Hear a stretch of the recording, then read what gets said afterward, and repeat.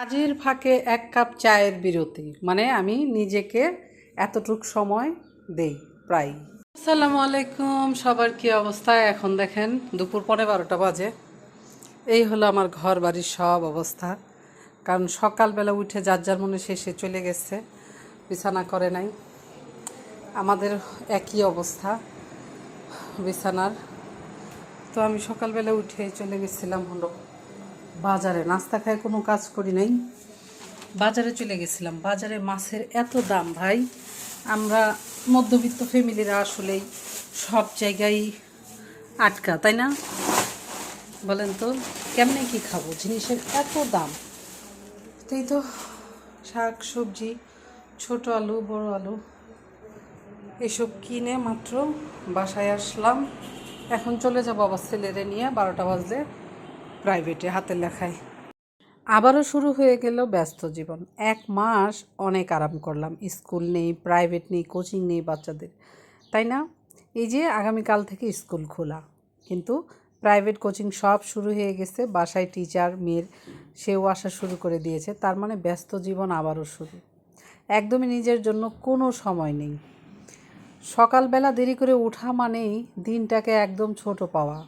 সকালবেলা ঘুম থেকে তাড়াতাড়ি উঠলে দিনটাকে অনেক বড় পাওয়া যায় এবং অনেক কাজ হয় সাথে সাথে।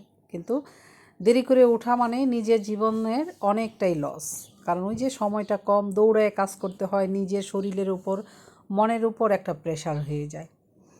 বাজার থেকে দৌড়ায় চলে আসলাম, এসে তো বাচ্চার কোচিং ছিল ছেলের।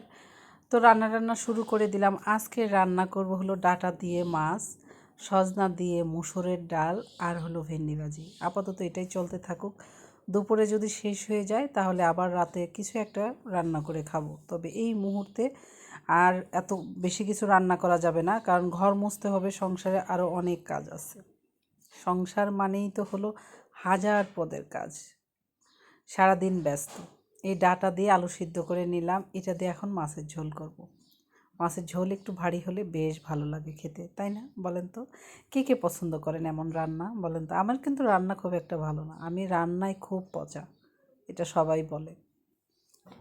তবে আমাদের এই ব্যস্ত জীবনের একটা সত্যি কথা বলি, আমরা যারা নারী আছি নিজেদের কিন্তু একদমই সময় দিতে ভুলে যাই।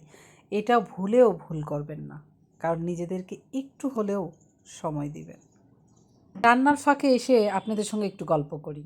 ওই যে বললাম নিজেকে একটু সময় দিবেন, শত ব্যস্ততার পরেও নিজেকে একটু সময় দিবেন। কারণ জানেন তো, আপনি যখন অসুস্থ হয়ে পড়বেন, আপনার এই দুটো হাত ছাড়া এই সংসার একদমই অচল। ঘর গোছানো থাকবে না, সন্তানরা ঠিকমতো খেতে পারবে না, কাপড় চোপড় ময়লা থাকবে, মানে কাউকেই পাবেন না, কেউ করে দিবে না, এটাই স্বাভাবিক। কারণ পুরুষ, ঘরের পুরুষ, সে তো বাইরে কর্ম করে, এটাই স্বাভাবিক যে সে ঘরের কাজ করতে পারবে না। সেহেতু নিজেকে একটু সুস্থ রাখবেন, নিজেকে অনেকটা ভালোবাসতে হবে।